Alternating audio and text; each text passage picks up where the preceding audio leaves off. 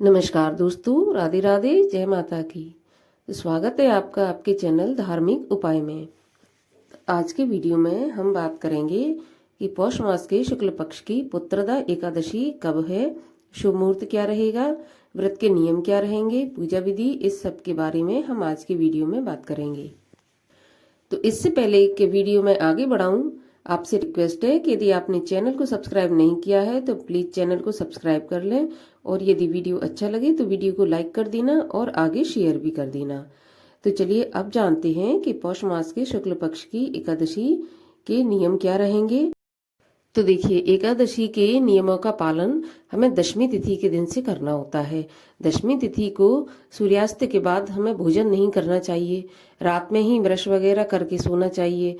और इसके अलावा भोजन दशमी के दिन हमें सात्विक और शुद्ध भोजन करना चाहिए, प्याज और लहसुन युक्त भोजन नहीं करना चाहिए, मांसाहार भोजन भी नहीं लेना चाहिए। अगले दिन एकादशी वाले दिन सुबह ब्रह्म मुहूर्त में या सूर्योदय के पहले सुबह उठकर हमें नित्य कर्मों से निवृत्त होने के बाद में देखिए उस दिन हमें ब्रश नहीं करना चाहिए। जो रोज ब्रश करते हैं, कोई भी पेड़ की पत्ती से अपने मुख की शुद्धि कर लें। पेड़ की पत्तियों को तोड़ना भी नहीं है, यदि आपको टूटी हुई मिल जाए तो उनको चबाकर अपना मुख शुद्ध करें, और नहीं तो उंगली से कंठ की शुद्धि करना चाहिए। इसके बाद गंगा जी का ध्यान करते हुए स्नान करें।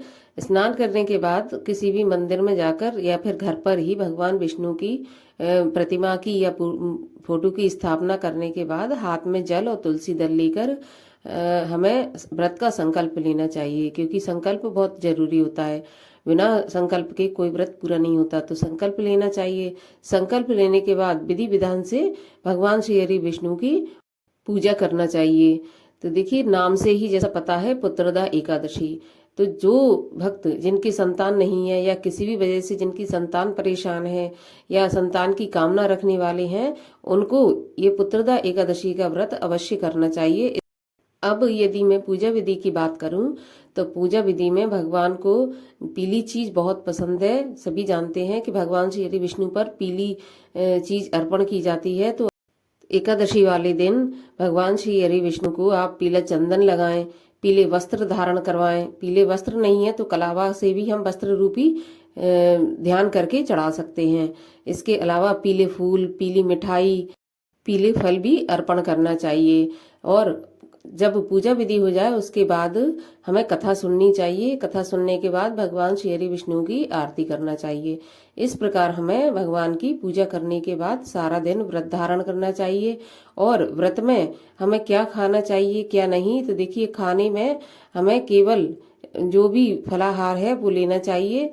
हो सके तो जूस या दूध, चाय से ही रहें व्रत। यदि नहीं बनता है तो आप फलाहार भी ले सकते हैं, लेकिन आप इसमें अन्न ग्रहण नहीं कर सकते हैं, नमक का भी सेवन नहीं कर सकते हैं।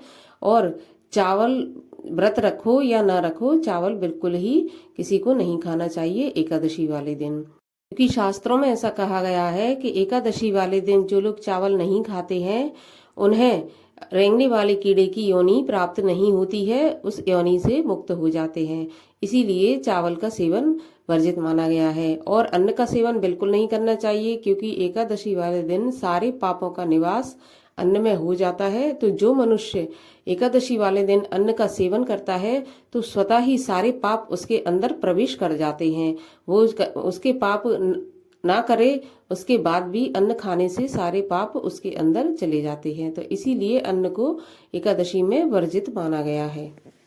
और यदि हो सके तो रात्रि जागरण करना चाहिए। रात्रि जागरण अगर सारी रात नहीं जाग सकते तो कम से कम आधी रात तक, 12 बजे तक रात्रि जागरण अवश्य करना चाहिए। भगवान के भजन कीर्तन करके या ओम नमो भगवते वासुदेवाय का भजन करने के बाद आपको रात्रि का जागरण अवश्य करना चाहिए।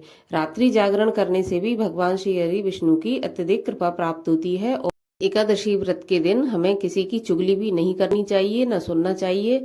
यदि भूलवश किसी चुगलखोर से यदि आपकी बातचीत हो भी जाती है या कानों में किसी की चुगली पड़ जाती है तो मन ही मन भगवान श्री हरि विष्णु का ध्यान करके और सूर्य देव का ध्यान करके क्षमा प्रार्थना कर लेनी चाहिए उस भूल के लिए। इस तरह से एकादशी व्रत का पूरे नियम के साथ पालन करना चाहिए। अब अगले दिन द्वादशी को हमें पारण करना चाहिए। तो देखिए, जिस तरह से दशमी और एकादशी के नियमों का पालन आवश्यक होता है, उसी प्रकार से द्वादशी के नियमों में भी पालन करना अवश्य जरूरी होता है, क्योंकि जब तक द्वादशी के नियमों का पालन नहीं किया जाता एकादशी का व्रत पूर्ण नहीं माना जाता। तो पारण भी हमें शुभ मुहूर्त में जो बताया जाता है मुहूर्त, उसी में पारण कर लेना चाहिए, क्योंकि जब मुहूर्त के बाहर पारण किया जाता है तो व्रत का फल हमें पूरा प्राप्त नहीं होता। और हरिवासर के समय कभी भी व्रत नहीं खोलना चाहिए।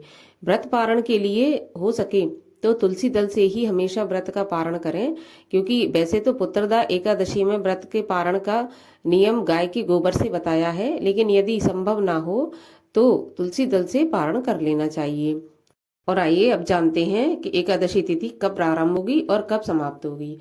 तो प्रारंभ होगी 20 जनवरी दिन शनिवार को सुबह 7:29 पर और समाप्ति हो जाएगी 21 जनवरी को शाम को 7:29 पर।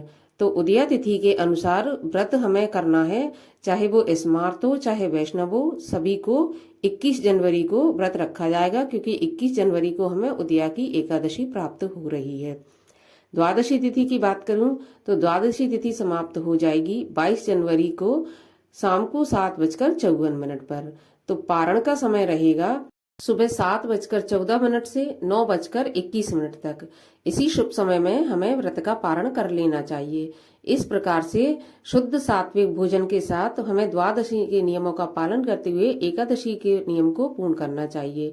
इसके अलावा आप व्रत पारण के समय दान दक्षिणा या ब्राह्मण भोजन पहले करा दें, पहले दान दक्षिणा निकाल दें, उसके बाद ही व्रत का पारण करें, तभी व्रत आपका पूर्ण होगा। तो ये थी पुत्रदा एकादशी व्रत के बारे में जानकारी। यदि आपको उपयोगी लगी हो तो आप वीडियो को लाइक अवश्य कीजिए और चैनल को सब्सक्राइब कर लीजिए और आगे वीडियो को शेयर कर दीजिए।